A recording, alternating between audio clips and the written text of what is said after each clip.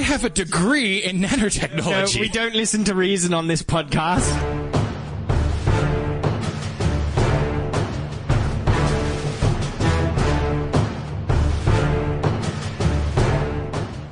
Hello and welcome to Surviving the Apocalypse the Nerds Way.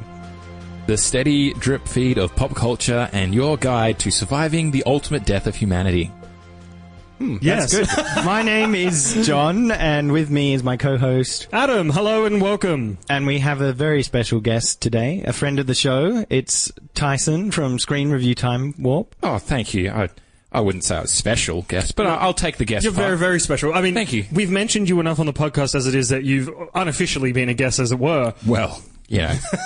Why not? Yeah, it's actually quite surprising that you haven't been on sooner. Yes, indeed. Well, I'm very thankful for the opportunity to be here now, as it is. Oh, that's very good. Well, I mean, we do talk a lot of science on here, most of it wrong, and I know it grinds your gears, so we figured we'd allow you to come on and set the record straight. Yes, very much so.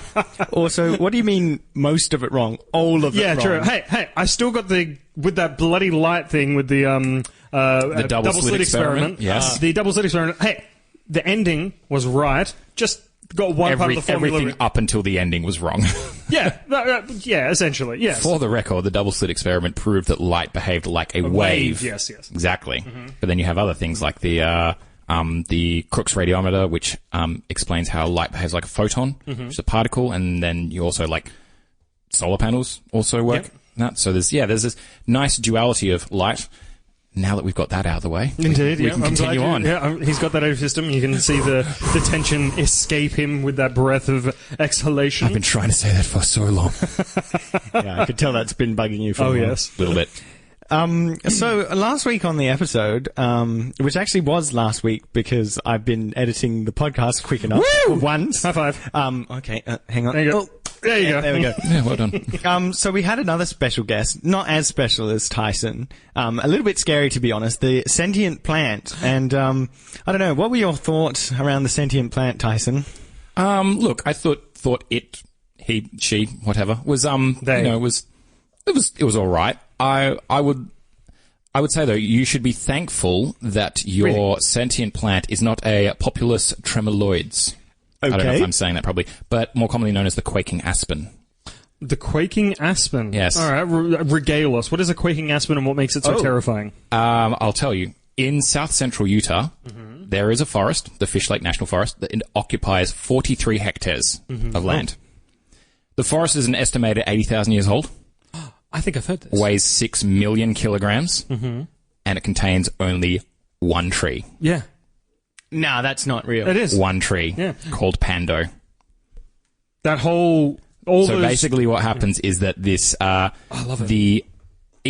No, wait. Hang on. Tyson, I'm looking at the Pando forest thing that you're talking about. Yeah.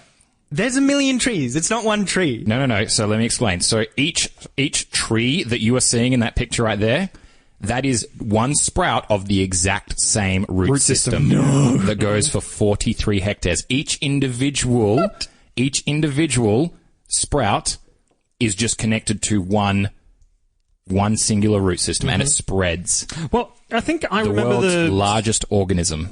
Well, I have issue with that because I remember the sentient plant saying it was the purveyor of all life. So who knows? I mean, its root system could go all throughout the world. I mean, it could be here before mankind even evolved or created from apes or, dust. Didn't you say, I had to look out the window. It's a giant 7-meter plant, but it's like ferny leaves, isn't it? Or am I seeing a different plant? Part of it is a ferny leaves, but then it's got this gigantic antennae, which we hypothesize is sending out brainwaves, and maybe we should turn on the brainwave mic at some point. But unpleasant systems. Do your neighbours have ferns, or have they suddenly sprouted ferns? Not yet. Well, then, I think we can safely conclude that it hasn't got a root system as vast as Pando yet. Possibly, unless it's just very sneaky about where it's hiding all these extra little root system friends. But they require energy. So if it doesn't photosynthesize, then... With his amount of fertilizer, I'd say that they've got enough energy to go around everywhere. I've seen your compost bin, John. It's insane. So I guess I'm kind of glad that you pointed out this. It's kind of scary that there's one tree that is that big, but also it's like a rival to the sentient plant. So maybe it'll be distracted trying to fight against this other tree, and we'll be safe. Yeah, maybe that's why it's growing its antennae. It's the ultimate good and evil. Yep. Pando is on our side. Maybe we need to interview Pando. So where did you say the Pando forest was? South Central Utah. Yep, we need to go to Utah. All right, book the tickets. Okay, yeah, you're paying for it. All right. This will be good. Anyway, so Tyson, you are from Screen Review Time Warp. So tell our fine listeners what that podcast is. So Screen Review Time Warp is a podcast that I do with my friends Andrew and Zach.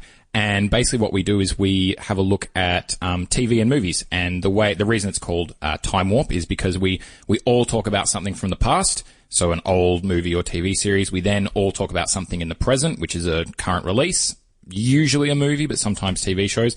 And then we'll all talk about something in the future. So a bit of news or a trailer or anything like that. And we basically just talk about each things that are currently out at the time. Our most recent episode, which came out a week and a half ago, was on Ready Player One. A controversial episode. Oh. Yep. Go and have a listen to that. That was a good episode. It was really good. We also had a guest. Well, that's what I like about your podcast is you don't all agree all the time. No, but you don't shout or scream and call each other names, which kind of disappoints me at times. But that is what it's like on this podcast. Yeah, that's exactly right. And there's only two of us. But no, I like about it because you both get you get two different viewpoints from listening, or sometimes even three different viewpoints from listening to your podcast, which I quite like. Yeah, and which is good. So we generally have a bit of a niche. Like we're all a bit more into the sci-fi and superheroes and those kind of that kind of jam, but even still, like for instance, we had not the most recent episode, but the one before, we talked about Annihilation, which was the straight to Netflix movie starring Natalie Portman. Very interesting movie. Yes, we had a good conversation about that as well. Yes, we did actually.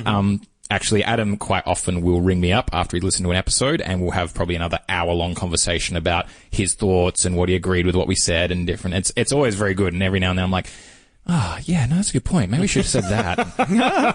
Hindsight's 20/20. Yeah, that's it. So if you're a long-time listener of this show, you'll know that Andrew was on as a special guest when we did the It movie review back in episode 5. Andrew, so we're going to slowly collect all of the hosts of Screen Review Time Warp and clone their DNA. I mean, what? Something. So Tyson, feed them to the sentient plant. He's already drunk from the coffee cup. Now Hashtag I'm with Pando. Considering you are a movie review podcast, yes. What is your favorite movie of all time? Does it have to be a single movie? Yes. How about we go with top 4? I will give you 2.5, which means you can choose 2, but you can only give us the synopsis of the third one without mentioning the title. Deal. Okay. Done. Brilliant. Am I allowed to guess what the movie is based on the synopsis? Yes.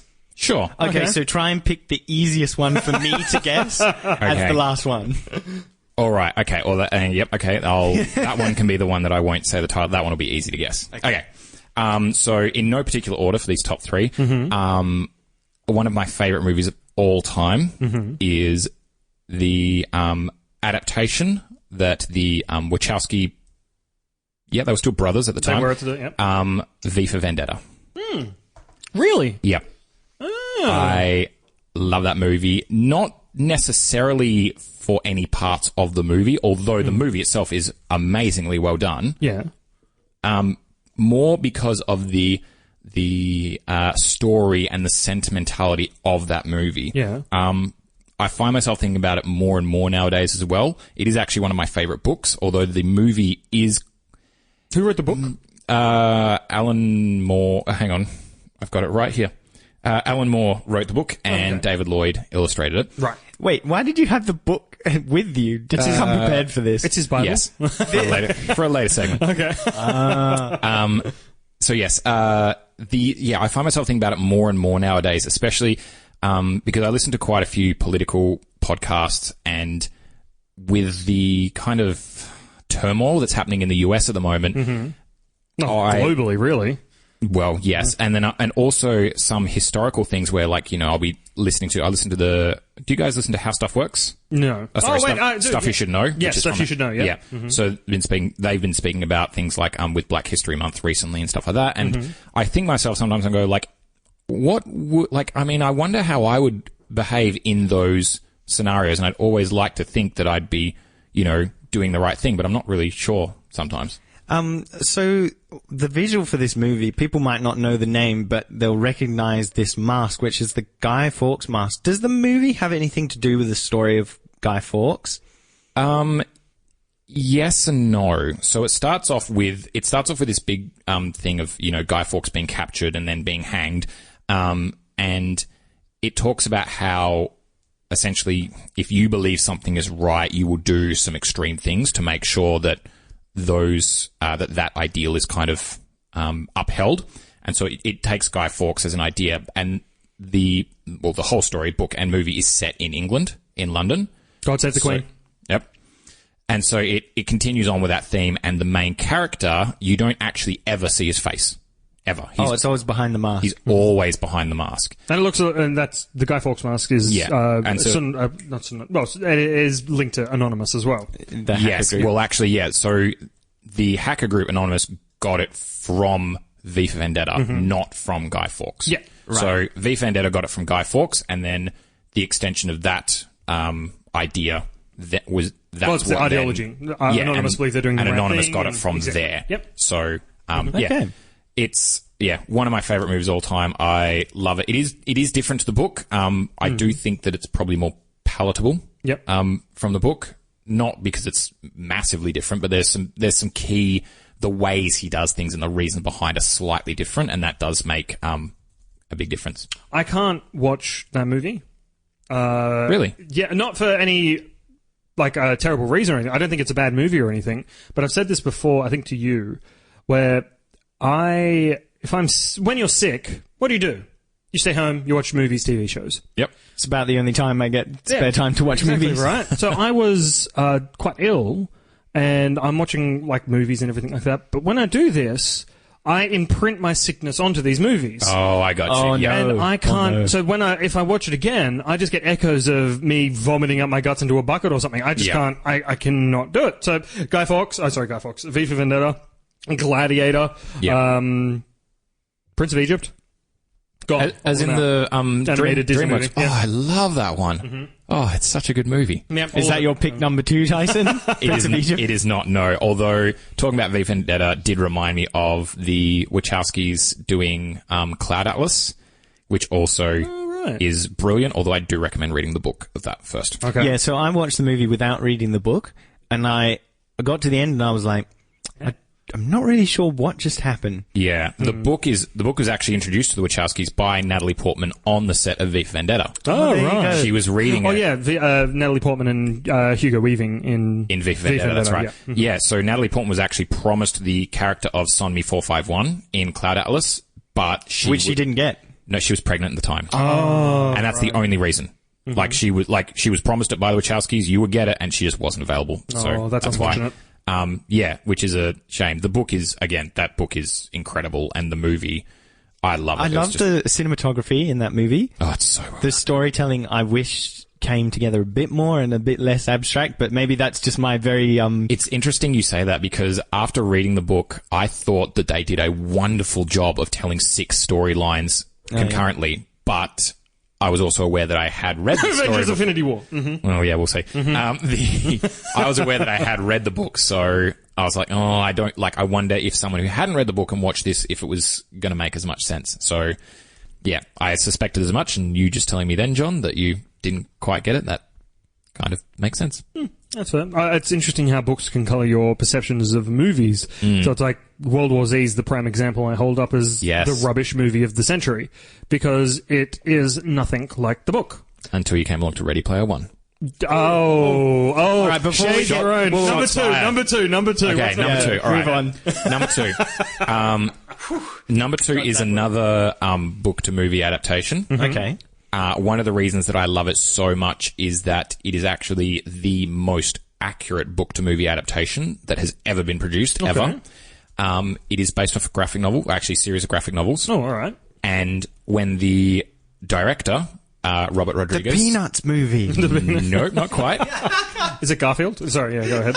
So when Robert Rodriguez went to make this movie, he actually they didn't storyboard it. They took the graphic novel, cut up the panels, and that was their storyboard. Oh, magnificent. Yeah, so as a result, each scene looks identical, like frame for frame, identical to the books. What? That's cool. Do you happen to know which... I honestly have no idea, no.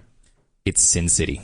Oh, okay. I do like Sin City, I must admit. I love Sin City. No idea what this is. Someone explain. What's the concept? Okay, so Sin City stories, it's kind of like a crime noir story. It's set in Basin City, which I can't actually remember where in America it's set, but it's basically just a haven for like or not even a haven, but just like the lowest of the lows kind of end up there. So it's just like... It's Despot City, essentially. Yeah. Mm-hmm. Like for instance, there's a whole district that's just called, I think it's called, oh gosh, I can't remember now. There's like, man. I haven't seen it in like 4 years. It's like legalized prostitution but it's not actually legalized, but it's like the police won't go in and do anything. Yeah, they won't go in there. The prostitutes run the place. Mm-hmm. And it's the red light district? A little bit, yeah. Except it's like not just like a little section, it's like a whole chunk of the town. Okay. And that they are the law there. And you got like mob bosses and like, drug cartels and everything, the whole works. Elijah Wood terrifies me in that Yes. movie. Wait, it's got Elijah Wood in it? Yeah, and he's terrifying? He does like a brilliant job. Oh, he's like, creepy. Sickeningly scary. Yeah, creepy. We're talking about Frodo, right? Yeah. Yep. Oh, wow. And this was after Lord of the Rings as well. I think it was after Fellowship, but before Two Towers. Are you sure about that? Oh, No, I'm not sure about that. Because all 3 movies were filmed in one go. Yeah. Oh, sorry, release, I mean. Oh, yeah. So, I might be slightly wrong with that. But yeah, it's all done entirely black and white, just like the... But there are, Yeah, just like the graphic novels, but there are spots splashes of colour. Like, for which instance... is brilliant. Yeah, like the blood. Artistic, Blood is always done in red. Yeah. And it's artistically gorgeous. Oh, it's so good. It's so I'm watching that well when I done. get home now. Because I've seen... The only other time I've seen that done is in Schindler's List, which is a great movie. Yes. The girl has a red dress. The only colour in the entire movie is for like, a couple of minutes. Yeah, that's it. Interesting. Yeah, all right. Wow, so sounds like a good movie. I do Recommend like it? Oh, yeah. Look, it is rated R18 for good measure. Like, you should not be watching this around little kids. So wait till you're 36 until you're allowed to watch it. Yeah, it is very violent. It is very sexual. It is super adult themes. But so bearing that in mind, it's so well done. Apart from that. Okay. Last now. Remember, synopsis. Not allowed to say the title. Okay. And you're guessing, apparently, John. You're guessing. Man, this will be easy to guess for you. Star Wars. What? Adam, you're not allowed. Ding, ding, got it in one. No. Although they are good as well. So a man, he's not allowed back in the US anymore. He's currently, he's got a passport watching him. And he's trying to get back into the US, and to do so, he enlists the help of about 6 other people, in order to delve into the thoughts and dreams. Inception. Yeah. I was going to guess it, and then I was like, when you say, you list the help of all these other people, I'm thinking in my head, A-Team? I was wondering how long you could get through it without describing, because I instantly thought Inception when you're talking about how to passport, because a lot of people don't think of that as the plot of Inception. They just think everyone was jumping into each other's dreams, but what happened in reality? All that happened was he wanted to get back to the US. He wanted to get back to the US, yeah. And so I was impressed that you got that long without saying anything about dreams. I've only seen Inception once. I need to see it again. Oh, it is. I would say that this is my favorite movie of all time. Yep, me too. Yeah, he loves Inception. I said that just 2 minutes ago when I was talking about V for Vendetta. Oh, yeah. But anyway, love it. It's Christopher Nolan has such a good eye for directing and scenes and story, and it's just so well done. And do you know that he actually wrote, this is one of the first screenplays he ever wrote. Oh, right. And because Christopher Nolan hasn't actually done a lot of original material. In fact, as far as I'm aware, Inception might be the only one. I might have that wrong, but and what would happen though is that when he, because Interstellar was written by his brother, and then he just adapted, changed the script. Oh no, sorry, that would still count. But it was The Prestige is based off a book, or The Dark Knights are based off Batman and stuff like that. And what would happen is he and his wife would basically, after he'd done a movie, they would bring the script out and be like, is it time to do this movie? And they'd go, inevitably they'd go, no. They'd put it back in the drawer and he would do another project. The only other time that they thought it would be good was also the time when all the Matrix movies were coming out, and that whole idea of messing with reality, and they were like, don't want to be just another one of those movies. So again, put it away, didn't touch it. And it was only after The Dark Knight, before The Dark Knight Rises, that they got out and they were like, now is the time to do this. Plus, he was epically famous, and he could basically get whatever budget he wanted. Yeah. Yeah, fair enough. Yeah, it's good. But yeah, it's stunning to watch. It is a great idea. It's got lots of, like, just the layers of dreams as well, and like the ultimate question at the end of like, is he actually out of the dream or not? Yeah. All I think about there is the episode of Rick and Morty where Rick is in a simulation. They keep simulating him through everything, so he's just like, "Are you a simulation, you little..." Anyway, I'm not going to swear. John, thank you. Jumped a little there. But yeah, I agree. I do like Inception. A good type of premise for what's real and what's not. I do like it. Do you know there is actually a definite answer whether he's in a dream or not? How do you know? The dreidel? Well, no, because this is the thing. Is it a dreidel? Was it a dreidel? Well, just the spinning top, whatever you want. I also know the answer to this. The spinning top It wasn't. was not his, it was his wife's. It was his wife's. He has a different one, which he doesn't mention in the movie, but it is possible to work out what his tell is. Yeah. John's currently creating sign language to me, and he's got it right. Okay. There is a definite way to find out whether he's in a dream or not. Oh, right. The wedding ring. I'm assuming. Yes. And I'm telling everybody Well, now you just spoiled Now it. you just Of told course everyone. I'm spoiling it. I mean, It's if they something- haven't seen Inception at this point, then they've been living under a rock for the past... The other thing is, we won't say whether he's in a dream or Seconds. not, but even knowing now that it's his wedding ring, he's wearing his wedding ring in the dreams. He's not in real life. Yeah. And it's possible, or I might have that switch, but I'm pretty sure I got that right. It's possible to see whether he's in the dream or not. And if you want to know, you'll just have to go and watch it Yep. again. All That's right, good. I I like can't that. wait to I watch like it that. again. Oh, That's going to be good. So good. okay. Top-notch last pick for a movie, Tyson. I approve. Okay. Times Yep. a Good thousand. night. I like it. Oh, Speaking so of... Just quickly. In the vein of movies still, recently rewatched something that I watched once and I was just like, it's okay. And I loved it. It's brilliant. It's witty. It's funny. It's got something to do with zombies. a movie or a TV series? Movie. Okay. And I'm thinking to myself, I'm watching it, I'm just like, the acting Is this Shaun of the Dead? No, that's a classic. No matter what anybody says, that's perfect. Good. It's Yeah. a romantic comedy. No, it's with Zombieland. Zombieland. Yeah, I'm just thinking because I don't really like. Oh crud, what's his name? The main actor. Woody Harrelson? No. Or, Woody Harrelson. oh, yeah. I can't think of his the name. guy who did Social Network. Yep. He's also, And Lex Luthor at the Jesse moment. Eisenberg. Yes. Ah, there you go. Yeah. Thank you. Oh yeah, he's. I Lex was going to Luthor. say Mark Zuckerberg, but Mark Zuckerberg. Yeah, he can. Although if you saw we'll talk about that in Yeah. a moment. I watch it. It's witty. It's funny. I love the rules that he puts forth. The effects are amazing, and I'm just like, I can't believe I didn't like this movie. I love those type of pullbacks where you're just like, oh, I love that. Have you ever had any of that happen before? I'm not sure. But all I can think of when I think of Zombieland is the animated children's show Jimmy Neutron. Where they take over its theme park to escape Okay. to space. Right. 'Cause isn't that the thing with Zombieland? They're in a theme park Not when the entire zombies time. hit? No. Just the start or something? No, No. literally the Yeah, last it's like- 15 minutes. Oh, okay. That's it. But I love it. It's so fun. What about you, Tyson? Have you ever had a movie that you've disliked or had an unfavorable opinion of, but then rewatched it again and you're just like, you know what? That's a brilliant movie.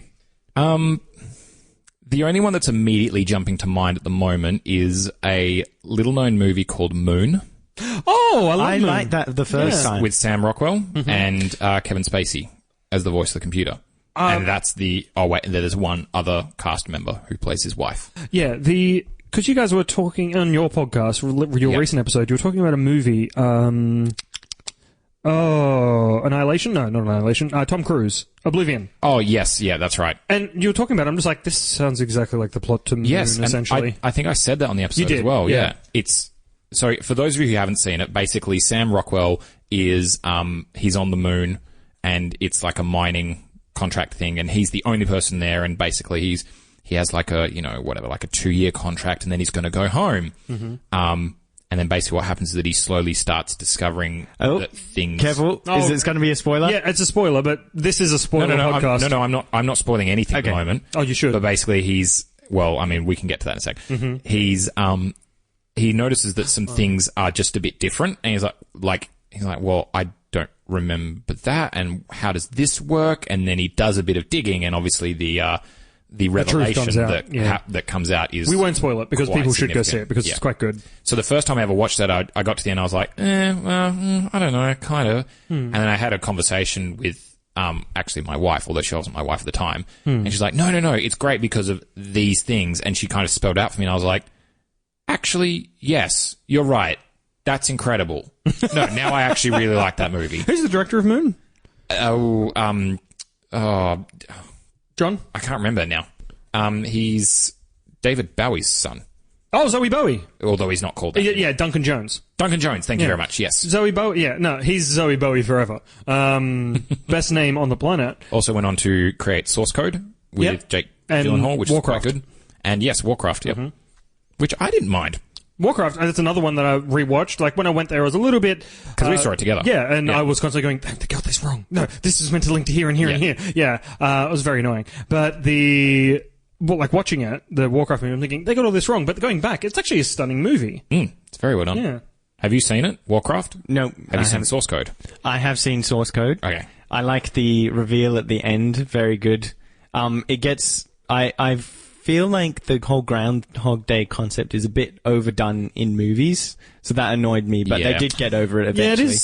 There is getting a lot of those now, like Edge of Tomorrow and things like that. Yeah, again, I enjoyed Edge of Tomorrow, but yeah, if they want to do another looping movie, they've just got to be like, the audience will get it after the first time. Like, you don't need to keep showing the same footage over and over. Which they did recently with that horror movie, Happy Death Day, which I didn't see. Saw the trailer and that was enough for me. Yeah. I felt like I'd already watched the movie because even the trailer has bits repeated. Exactly. And even the trailer gets to the part where she I defeated it, and then it still comes back. It's like, what's the twist? We know what the twist is. You just told us. Yeah.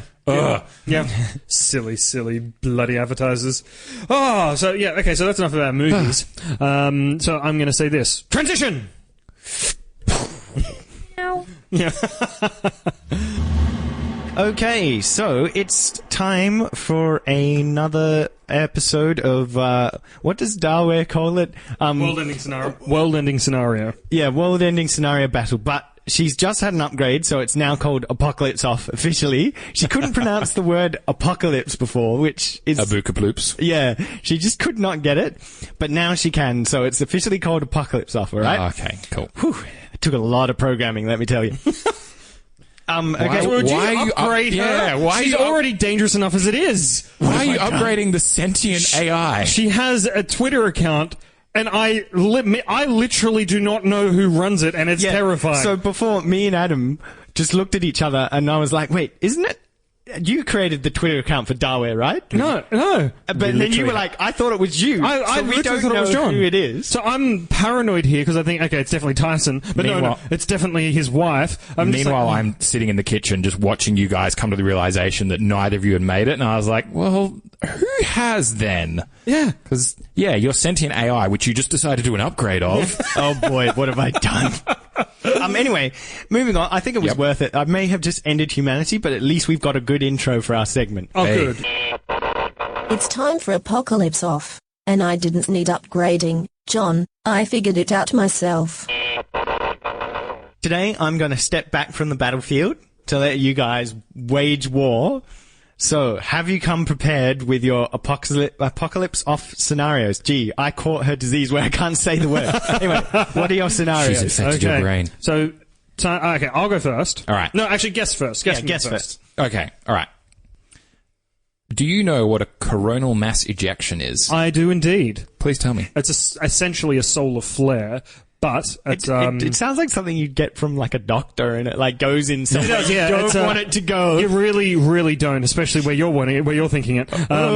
Yeah, okay. So a coronal mass ejection. Wait! I want to hear Tyson explain. Okay, yeah, go ahead. Well, you're half right. So it can often accompany solar flares, but a solar flare is slightly different. So it's like a solar flare. Yeah. So Don't pretend you knew that, Adam. It is.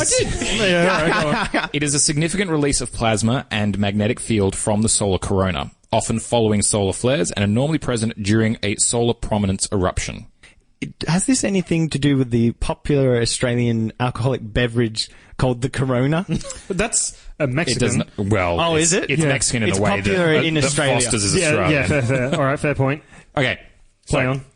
Coronal mass ejections happen all the time, often as frequently as every day, sometimes infrequently as every 5 days.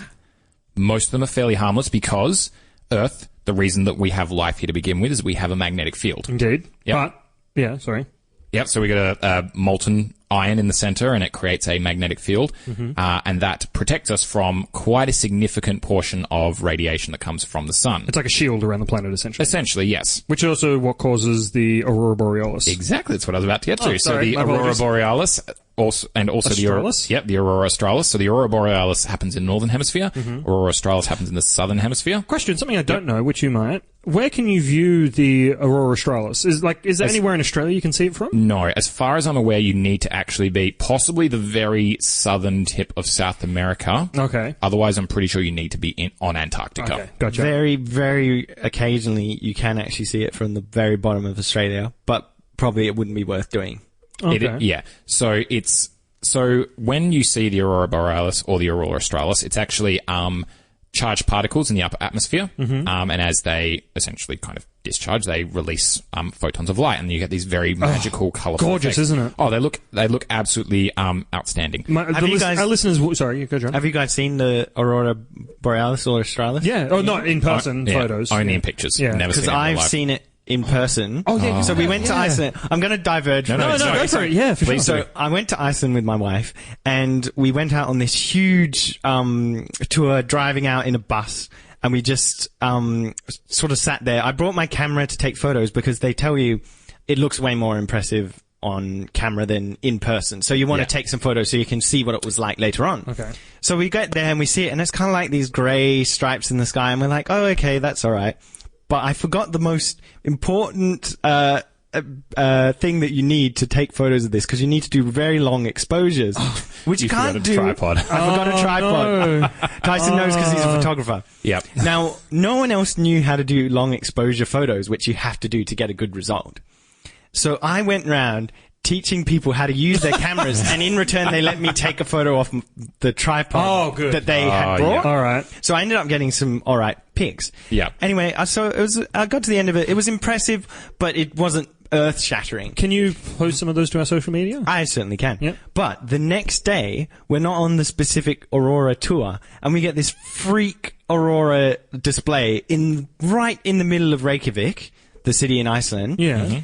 Just astounding. Like, there's light pollution everywhere, but it was so incredibly bright. You could see all the colors. It was amazing. You could just take a normal photo and it would look brilliant. So I insane. lucked out with that one. That's nice. there you I like go. it. All right. So, yeah, charged particles. Well, these aurora only usually happen very close to the poles because of how the magnetic field works, and basically that's just when a coronal mass ejection kind of hits through the Earth, that's where the effects kind of take place. Mm-hmm. So, on the 1st of September, 1859, you would have seen aurora clear as day, as you just described, John. So, did you say 1859? 1859. Yeah, I wasn't alive then. I know. My mother was. You would have seen them clear as day, clear enough that it looked like it was day. They were that bright. Oh, wow. Not only in Perth, Western Australia, where we are now, but in Upper Queensland. Wow. What? In Cairns, like around that area? Yep. All right, this is amazing. Wait, it gets better. Oh, my goodness. A That's coronal gorgeous. mass ejection of unprecedented magnitude, henceforth known as the Carrington event, struck the Earth, essentially blasting through our magnetic field. And the resulting geomagnetic storm was catastrophic, as by 1859, do you know what we'd started using? Electricity. Telegraph wires as well. Oh, no. We had started wrapping the Actually, Earth. I remember this, yeah. We started wrapping the Earth being in... there. Yeah, I'll say. I remember reading about this. Unless you are the doctor. No, John's the doctor, I'm the Oh, of master. course, of course. Yeah, yeah. Yeah, So- I don't remember this at all. I definitely wasn't there when all the power lines started catching fire. Yeah. Oh, wow. So for those of you who are unaware, who've forgotten your year 9 science classes, Yeah, that's me. yep. Electricity and magnetism are linked. It was one of the most significant discoveries of the modern era, the fact that electricity and magnetism were related to each other. It was a huge step forward. It allowed us to essentially step into the using electricity. Yeah. Now, if a giant magnetic field or a magnetic field kind of slams into the Earth, and we've wrapped the Earth in metal wires that are running electricity. Oh, no. Or not even, that are just running. Yeah. If you have a coil of wire and you move a magnet through it, It creates electricity. It creates an electric field. What happens when you suddenly force a magnetic field through all these wires? Everything gets zapped? Yep. So telegraph operators were electrically shocked. No. Not dead. Oh, okay. Sparks were thrown from wires. Some telegraph stations caught fire. Oh, my goodness. Networks suffered major outages. Magnetic observatories couldn't properly record the magnetic disturbances because they were literally off the chart. Wow. Literally off I like it. Yeah. Jeez. And although humans may not have been physically hurt by the event, a fair chunk of our technology would be destroyed. Yep. If, since 1859, we have only started wrapping the Earth up in more and more electrical wires. For sure. And remember, here's the other thing. Magnetic fields can affect underground wires Oh, as that's well. it. That was actually going to be my next question. Because we've been burying a lot of our power cables Yep. and things like And that. it's not going to help. Right. Nope. No. Not from a magnetic blast Fantastic. like this. Okay, and not only... Sorry, yeah, go on. So, the estimations of if this were to happen now, the cost to just the US alone, not the rest of the world, just the US alone, would be between 0.6 to 2.6 trillion US dollars, Yeah. which for conversion for our listeners, that's between 0.8 to 3.4 trillion dollars. And just as a bit of a benchmark, 0.6 trillion US dollars is approximately 4 times the value of all the Bitcoin currently in existence. Oh, wow. So it beats my idea, which was going to be Bitcoin causing the apocalypse. Yep. And 2.6 trillion, so the upper end of that estimate, 2.6 US trillion dollars. On the plus side, that's roughly about 13% of the US's debt. Oh, only So 13. only right. 13, Okay, fair which enough. also gives a scale of magnitude of how much debt they are in. Yeah. Wow. I mean, not just that. I mean, it's... So literally, even if the sun tried to destroy the Earth, it would need to try about 5 times before it could double the US debt. I think that Oh, no, I think well, it illustrates how heavily in debt the US is. Yes. Because the other thing is that the recovery time is estimated between 4 to 10 years. And no, again, like your that's- phones and that's- everything are gone. Yeah, everything. Because all of it, like, it's gone. That's fantastic. I'm not going to help you out with anymore. But there is another thing that is a little terrifying with yours. Yep. And that is our magnetic field that surrounds our Earth is currently failing. Or not failing. It's in the process of switching poles. You know what? This is actually something I almost brought. This is my apocalypse off. Yeah. But I decided against it.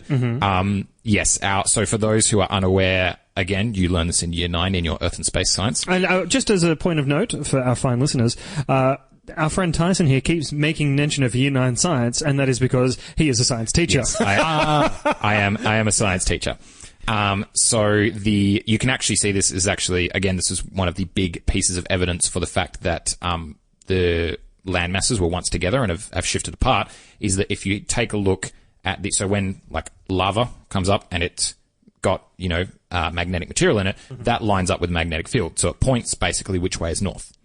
And then when it solidifies, it can't move anymore.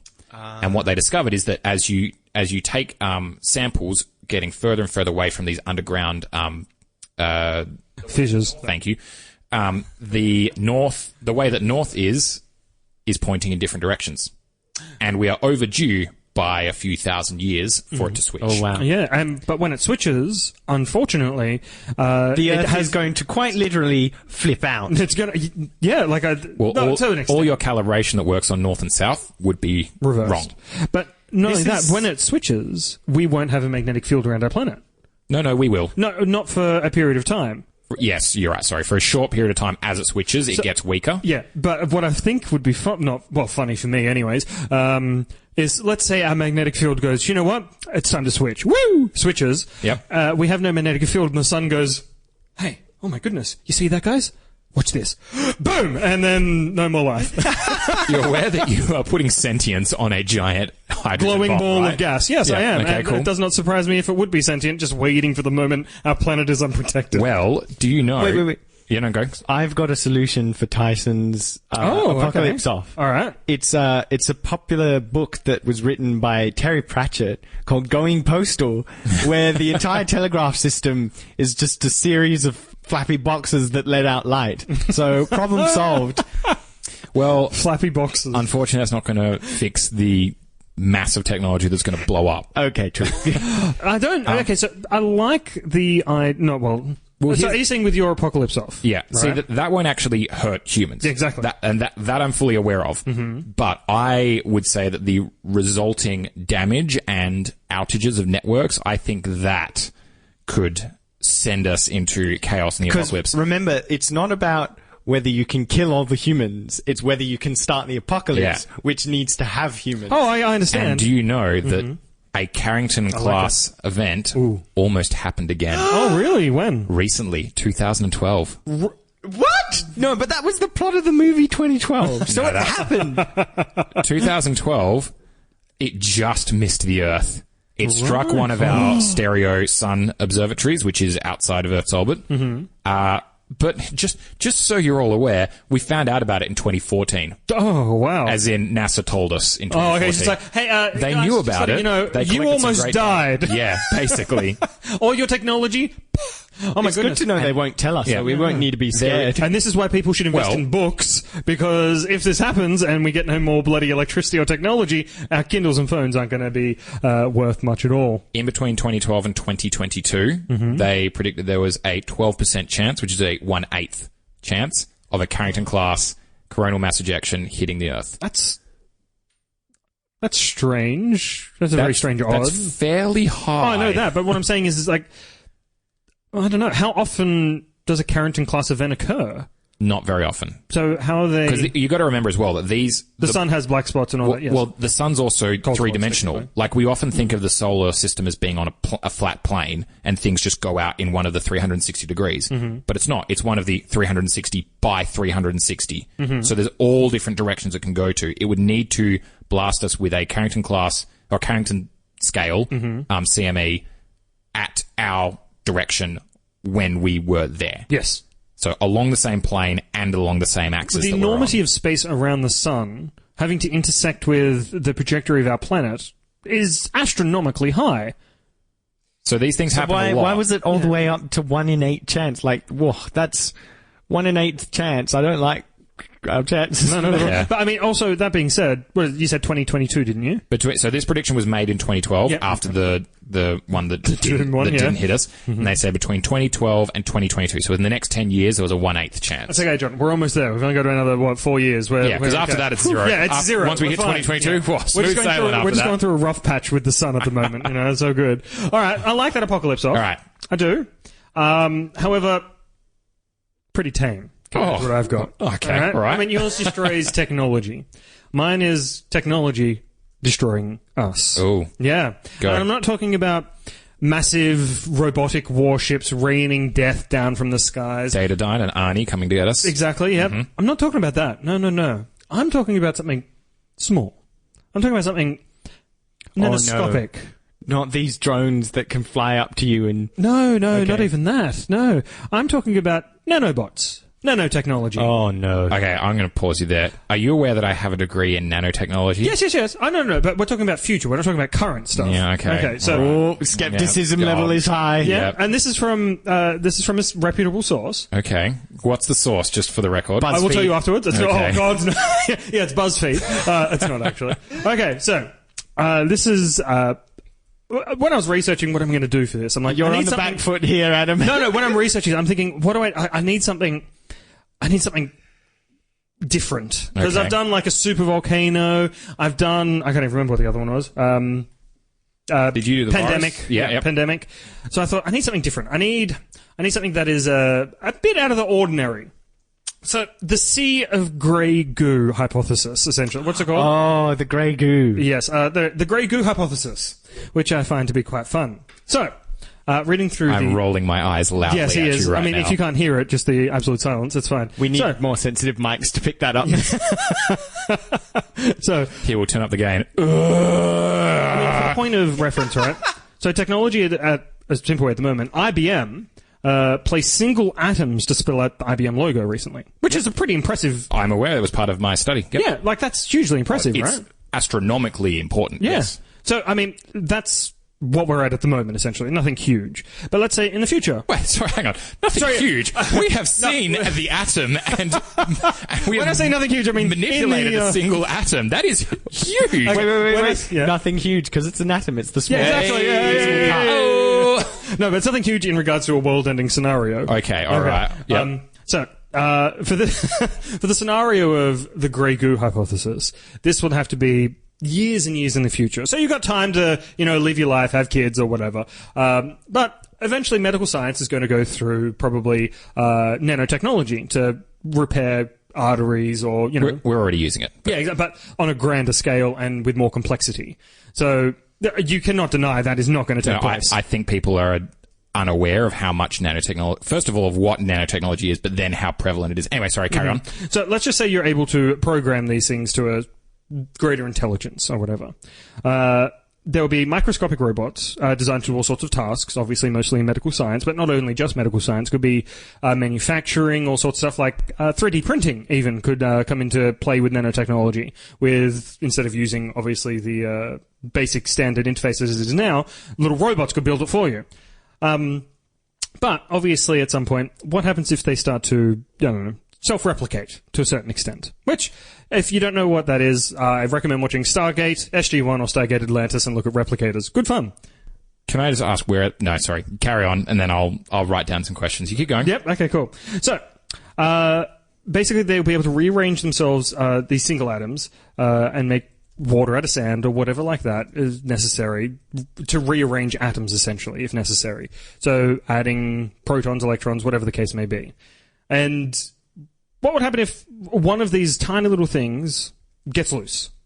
Just one of these tiny little nanoscopic robots got loose to self-replicate. It would be able to turn whatever it is into a little robot. So each one of these nanoscopic, basically nanobots, is a nanobot factory within itself. So there's a scary bit. What would happen if just one of them were accidentally thrown away? It would go around changing atoms into robots, essentially. Then these robots would make more and more at an exponential rate, so doubling, until basically horror has unfolded in absolute mayhem and chaos.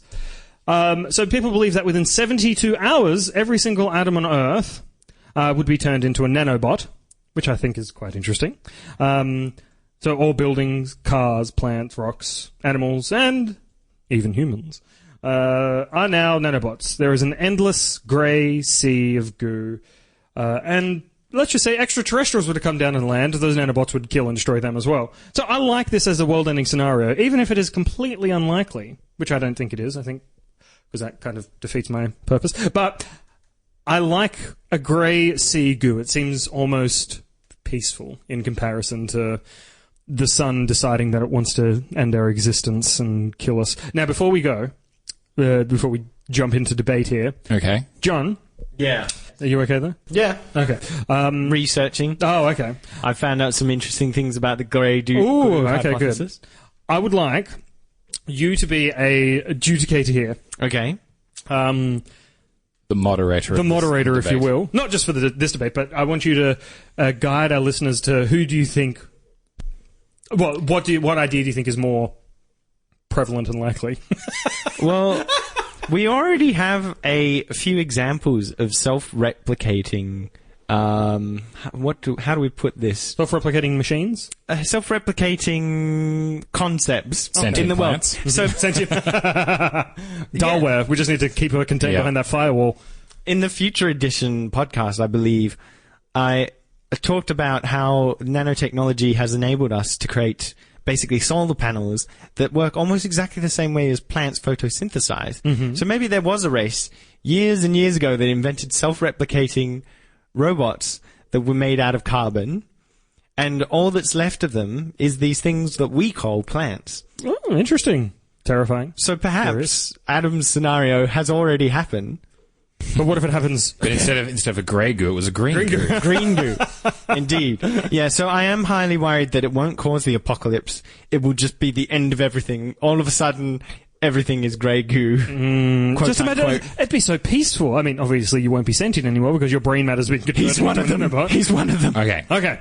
So, I have a couple of questions. Mr. Degree in nanotechnology. Yep. Yeah. First of all, you're wrong. You should look. I didn't want to start with that. Our audience here, Tyson's like pointing at me, just like, yeah, it's good fun. Yep. First of all, how big are these nanobots? I can't remember because I was skimming. Because everything is made of atoms. Yes. So in order to have anything, it needs to be made of atoms. So before, when you're talking about atoms being turned into nanobots, that's not possible. You would need to have something that is large enough to have a collection of atoms that can then be something. Do you see what I mean? Yeah, So I understand. But for instance, like water only exists because it is a hydrogen and oxygen. 2 hydrogen atoms combined with an oxygen atom, and that creates water. In order to make something, and that is obviously a water molecule is then bigger than a hydrogen atom or an oxygen atom. But you're saying, so let's just, in the realm of this fantasy land that I've created here. I'm glad you said fantasy. Yeah. Carry on. It's science fiction land. How about science fiction? Still fiction. Yep.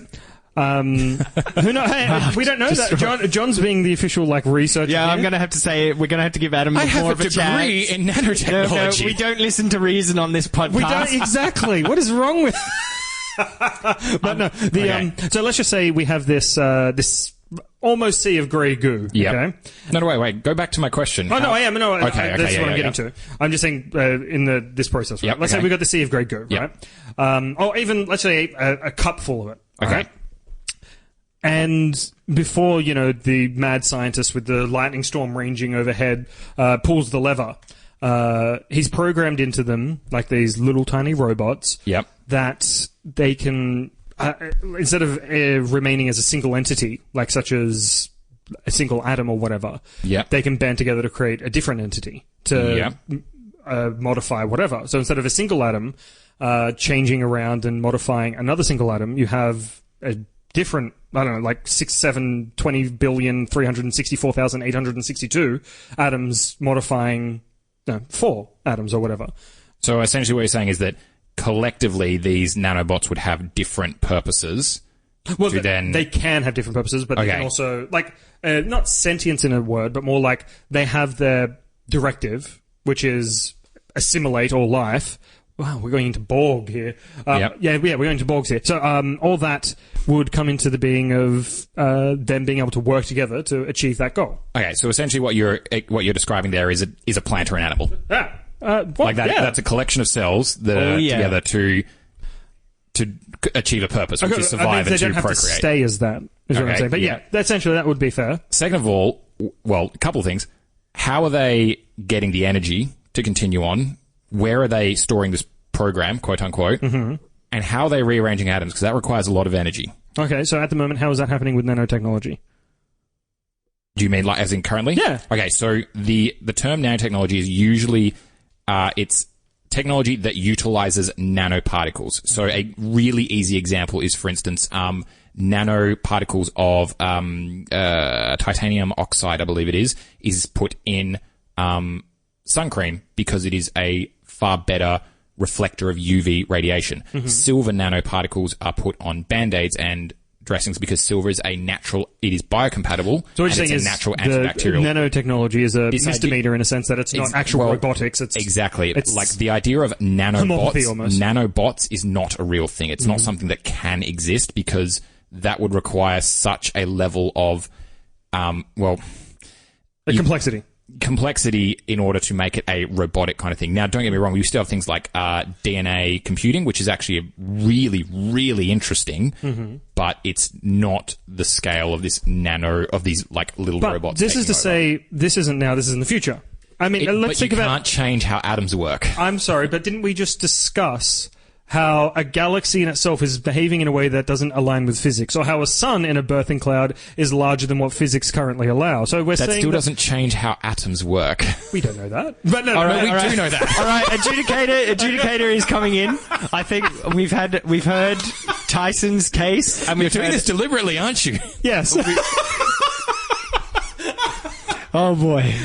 You said before that you got a degree in nanotechnology, so I've chosen something that is specifically nanotechnology based to mess around a bit. So I'd like to also say that the grey goo hypothesis is largely a theoretical thought construct as a way of discussing highly unlikely but highly destructive end results of technology, much like the singularity, where computers learn how to destroy the world. It's essentially Fun time. Bad way of summarizing it, but let's move on.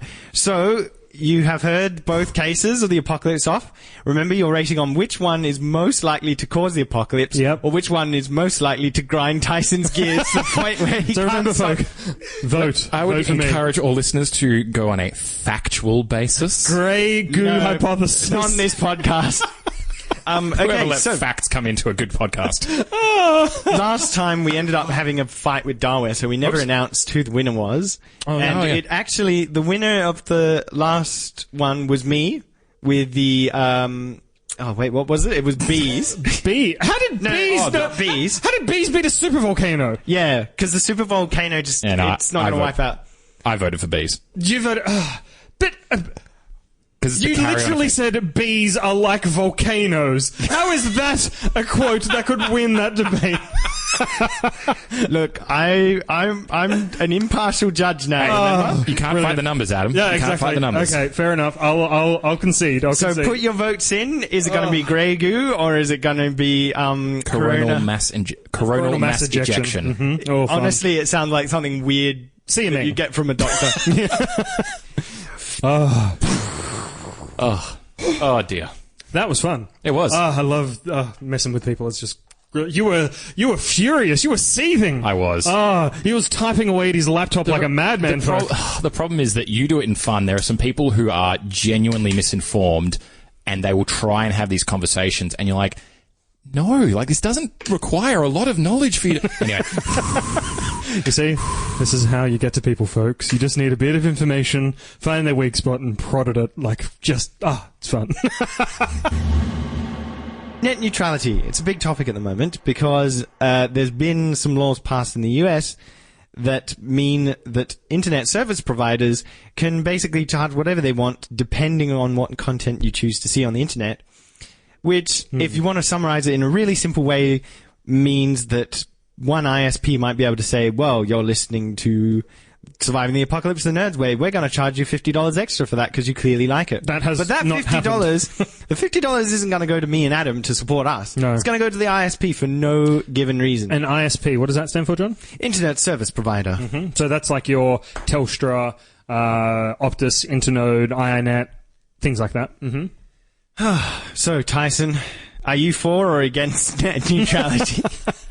I, as you might be able to tell with my Electronic Frontier Foundation stickers all over my laptop here. And the privacy badger. Yep. Of which I am a member of the EFF. Ooh. I am all for net neutrality laws. I am 100% against the repeal that is currently taking place in the US Congress. And I think we've confused Adam. So net neutrality... No, sorry. In my head, I'm just like, wait, you're for the net neutrality laws. I am for, no, as in I'm for the, so what's actually happened in the Congress is that net neutrality laws were passed in 2012 in the US. What's happened recently is that a repeal of those laws Okay, has gotcha. been put Sorry. forward. Okay, okay, I'm up to date now. Okay, gotcha. Sorry, in my head, I'm just like, wait a second, that can't be right. Yeah, go ahead. So I'm all for the net neutrality as a concept. I would dare say that I think it is the biggest issue of the modern era. Oh, wow. And the reason I say that is because the internet is the biggest communication tool of our time. Yeah, totally. And if you mess with it, it affects everything else.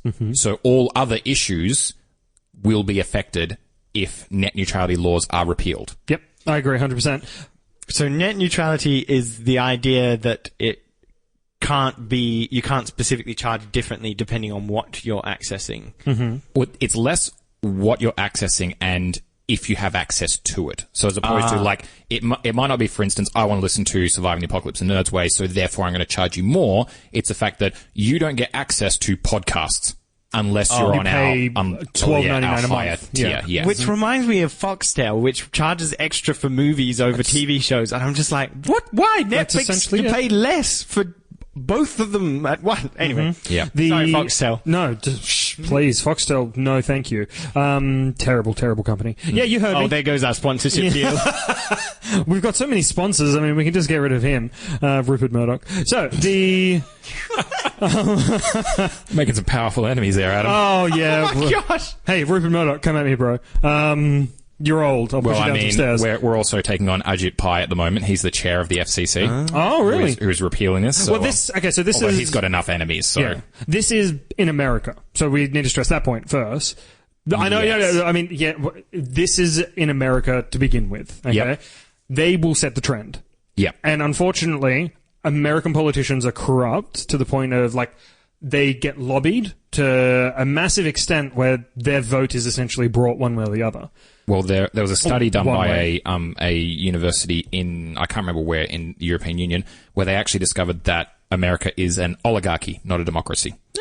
Because they looked at all the bills that had passed over the past, I think it was like 80 years or something like that. Yeah. And it was some stupidly high number, like 90% were in the interest of businesses, not of The people. Right, okay. Yeah. Interestingly, but okay, so net neutrality. Now, I am for net neutrality 100%. Yep. But there needs to be, I like balance on the podcast. So that is generally why John and I have an excellent dichotomy between us, because he's generally the nice guy and I'm the terrible human being. All right. Yes, I had to support reality TV last episode because you kept ragging on it. And then in the end, I was swung around and I was like, oh my goodness, The Island with Bear Grylls is the best. Yeah. Yeah. Which is true. Fantastic series. But let's say I'm going to have to take on the mantle of devil's advocate here. This is going to be interesting. God, I don't want to do this. So, okay. So net neutrality laws. Is it because you know that you're wrong? Yeah, that is 100%. Yeah, but let's face it. I knew the grey goo hypothesis is rubbish, but I can still... He heard it. Everyone, you heard that. He admitted defeat. John, come on. John, as you're listening to this while you're editing, cut that part. Also, pick up milk. Okay, so... was that for you or that for was me? Leave pick up milk part in, just to confuse the listeners and remind me to pick up milk. Okay, so, Tyson. Yes. The hypothesis, oh my God. The net neutrality. Yes.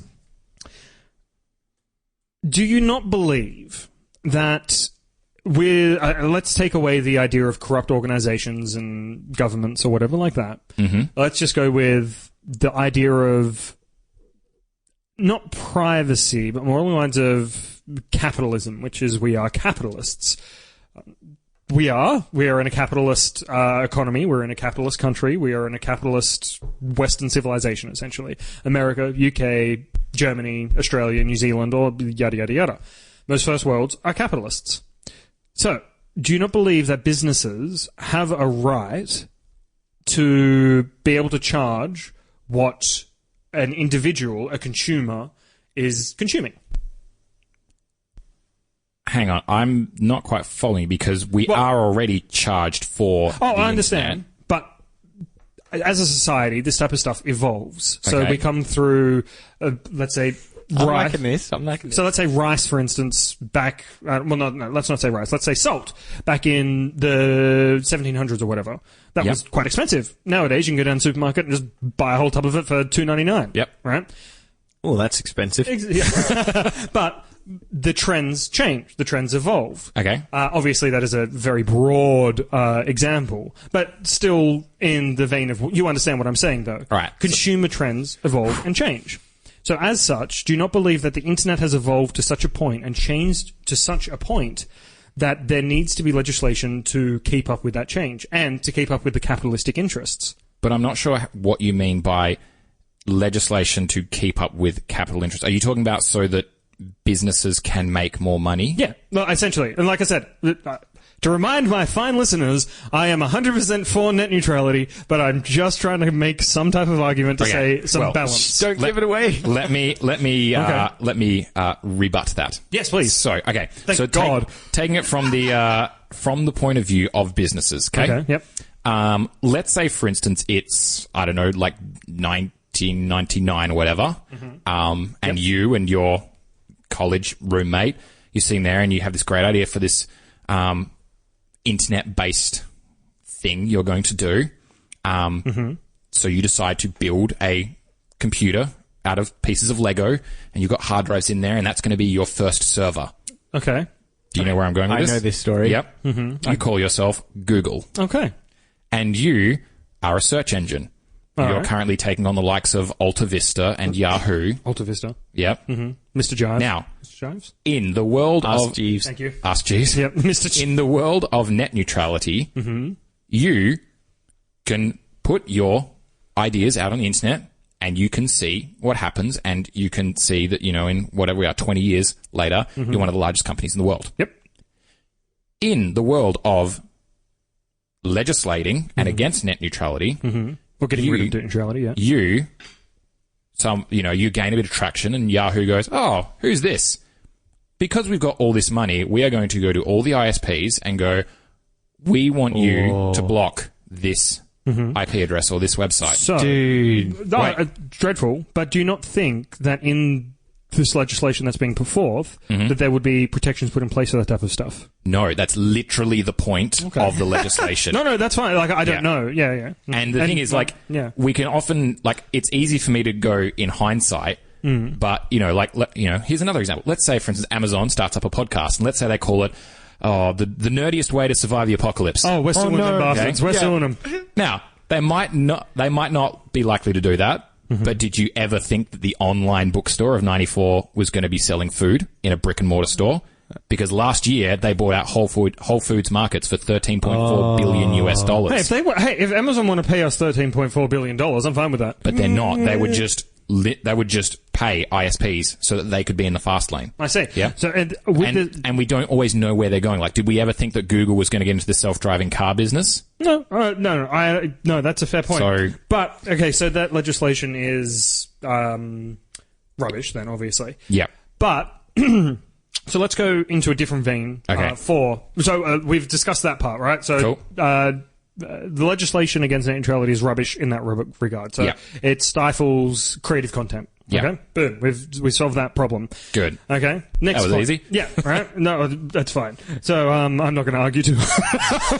So let's go with not creative content. We just did that. What was the other part? What about illegal content? Is it dangerous? Like spreading Okay. Yep. let's go, at the moment, there's a huge problem with, and I'm not saying this from President Trump, but there is a problem with fake news throughout a lot of social media at the moment. This wasn't where I was going, but sure. Oh, sorry. Well, I'll let you do that. So fake news at the moment is a rather large problem because it can cause mass panic. It can cause a fluctuating problem with the stock market and all this type of stuff. Mm-hmm. Which has been seen many times before. Like, I mean, how many celebrities do you hear about have died who are still alive? Like, Mark Hamill has that, twice a year. And he puts out a tweet to say, no, I'm still alive. But with this type of legislated and governed internet bill, do you not believe that might put an end to that type of stuff? The problem It might bring a bit of stability to that market? The problem is that what starts as I'm going to legislate against fake news can very quickly turn into I'm going to legislate against news I don't like. Oh, 100%. But do you not believe that for example, there should be steps in the legislation that is currently on the floor of the US Senate to change that to have those type of protections put in place? The problem, as I said, I don't think it can stop there. Okay. Like, it's so easy. And like, for instance, the thing that I think about is, and this is an issue that I will often be often be contested with. Some of you may remember the awful incident, I think it was the Boston Marathon, where there was a bombing. Yeah. And the FBI got the phone of one of the bombers. Okay, yeah. And Apple refused to work with them to de-encrypt it. Yeah. Was And it Apple? It was Apple. Okay, yeah. Yep. And there was this big thing about lots of people like, oh, Apple thinks they're above the law, blah, blah, blah. And the FBI was like, we want you to build backdoors into phones, things like that. And Apple refused. And they said, we're not going to do this because, it's someone who has well and truly done the wrong thing here at the moment. But later on, it might not be. Do you not... I agree with that 100%. Yeah. But do you really believe that the FBI couldn't break into an Apple phone? So the FBI did break into the phone. Okay. And Apple said, how did you do it? Mm-hmm. Without really skipping a beat, the FBI was already, within a day, talking about how they were going to use the same technique to break into other people's phones who weren't convicted of bombing a marathon. Yeah. So it escalates and it goes on. And, you only need to look at things like the Snowden files to see how one bit of power then gets translated into mass surveillance and things like that. Whew. It may start with something like fake news, which, don't get me wrong, I'm happy to get rid of the idiocy that can exist on the internet. Oh, yeah. But it will very quickly turn into, well, this is just... this is fake because they got this one thing wrong, but the other things were right, to, well, I didn't like it, to now we're censoring part of the internet.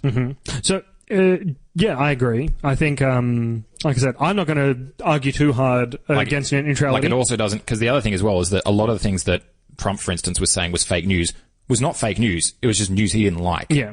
But as this is a podcast that isn't about politics in the slightest, okay. We're not going to go too deep into that stuff. But it's more like net neutrality for me isn't about politics, it's about the freedom of the internet. And for anybody who's listening to this podcast, you should be totally and 100% for net neutrality, because if you want to create something, you have the opportunity to do it. But John, you had a question for Tyson. What about illegal content? Would this help fight that? Again, it gets down to this idea of, in my opinion, first of all, illegal content is still illegal. It gets taken down. The way that people get around it is, for instance, a lot of the torrenting websites, they have these big clauses that they, you have to legally own this material already. So, for instance, one of the big kind of arguments is, downloading music. If you already own that music as a CD or a record or anything like that, you are legally, at least in Australia, you are legally allowed to have a digital copy of that music. Right. I did not know that until, I think, last Friday when we were at Stefan's bookshop and everything like that. You actually made this comment. Yeah. And I had no idea about that. I have all the seasons of Scrubs on DVD, but I've always wanted it on digital, and I don't illegally download stuff. Yeah, so you are legally allowed to, at least in Australia, and that's how these websites stay up, because you can download them as, this is my... Because the other thing is, there's nothing stopping you from getting your DVDs, putting them on a computer, and digitizing them. Yeah, that's right. It used to be a lot more common before they started DRM. You could just get a CD, burn it straight onto your hard drive. Yep. Also, great job name-dropping Stefan's books, because that means we get another book. Oh, free book, free book, yeah. Oh, does that mean I get one as well? No, sorry. No, sorry, this is Surviving the Apocalypse cast only. Okay, whatever. All right, so I love you, Stefan. I'm thoroughly convinced. Was there anything more that you wanted to add? I think we cut you off there a little bit. I have so much written down here. Give us the top three. And I love using the term three because three is an awesome number. The top 3 points you want to make about net neutrality, wrap it up in, let's say, I'm going to start a timer. All right. And as soon as this timer ends, I'm going to smack the table. Whoops, and my mic just went off. There we go. I'm going to smack the table, and you're going to stop talking no matter what sentence you're in the middle of, okay? How much time do I get? You get a minute. A minute? Okay, I'll give you a minute and a half.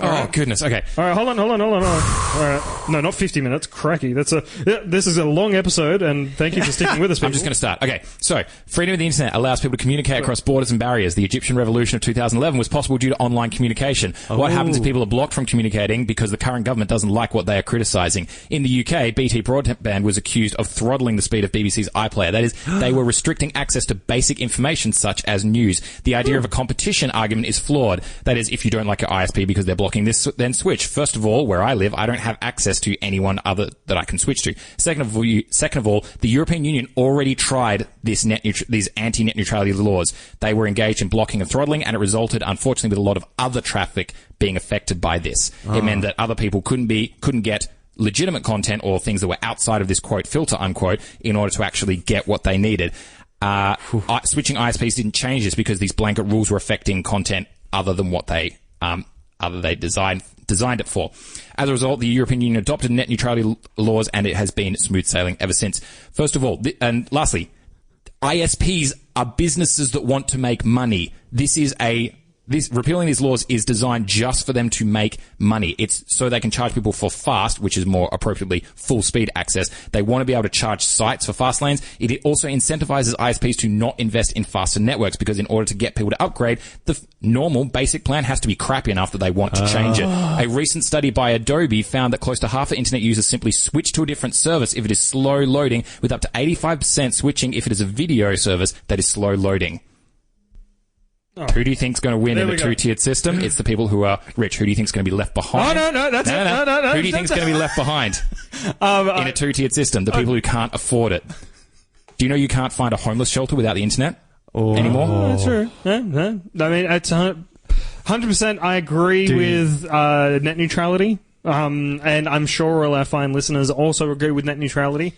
But I just want to say, can we have like a 1-minute Tyson rant that is a feature on this episode? That's not a bad idea. A minute 30. I'm convinced. Funny. While I had the timer on my phone going, and every now and then his eyes would like skip to the timer, and he'd just start speaking a bit faster.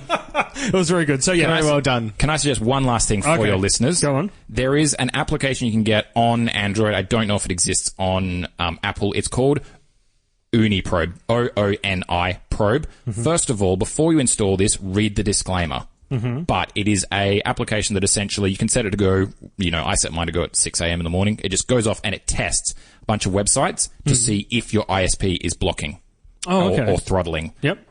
It is mainly based for US services, but it will send data back to their labs, and it's run by the Tor project. Highly recommend it, but read the disclaimer, especially if you are in a country that has certain restrictions on content.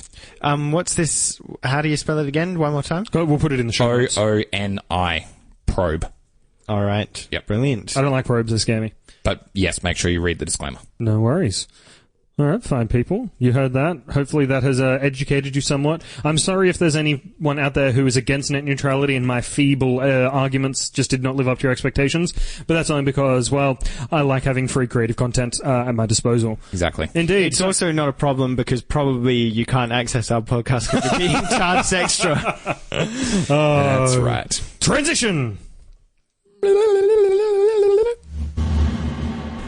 All right, so we're having way too much fun, but we've gone over time for episode 1. So come back and tune in for episode 2 with Tyson. Are you going to stick around and talk to us some more? Oh, I'm quite enjoying this. So yeah, I might come back and we'll continue on, and this will be hot diggity daffodil. I look forward to it. Where can we find you? You can find us on any good platform that has podcasts. My platform of choice on the Android ecosystem is Player FM. We are called Screen Review Time Warp, 4 words. But yeah, you can find us on podcasts for Apple or whatever they call it now. We're on Stitcher. We're on Radio Public. We're kind of anywhere. We need to get on Stitcher. Otherwise, if you do a search, you can find our RSS feed, and you can add it to any other system you want as well. You can find our Twitter for our podcast at SRTW Podcast. Hit us up on there and give us a listen and give us a rating and review. No worries. And yeah, it's good. No worries. Well, you can find me at Voice of Adam at Twitter, and you can find us on Facebook. Just search The Nerds Way and we'll pop up. Or facebook.com/thenerdsway. That as well. Twitter.com/thenerdsway_pod. We obviously, every episode we put out, we announce it. So if you want to keep up to date and get it as soon as it pops out, turn on those notifications. And don't forget to vote for either one of our 2 apocalypse offs, which is the Grey Goo hypothesis or the, what is it called again? Coronal artery. Coronal mass ejection. Which, has not caused an apocalypse, I'd just like to add. I'm factual, possible scenario. Or the science fiction mumbo-jumbo. You can also email us at thenerdsway@gmail.com. And yes, thank you very much for coming on the episode, Tyson. It was a pleasure. It was enjoyable, very much so.